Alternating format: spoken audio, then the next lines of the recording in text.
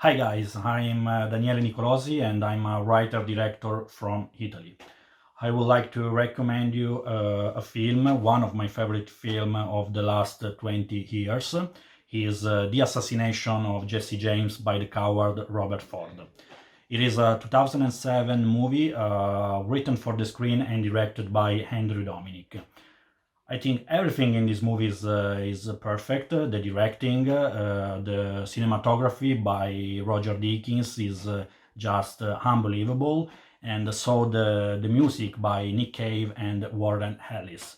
It's not a classical western, but is an introspective and psychological story on the relationship between Jesse James and Robert Ford.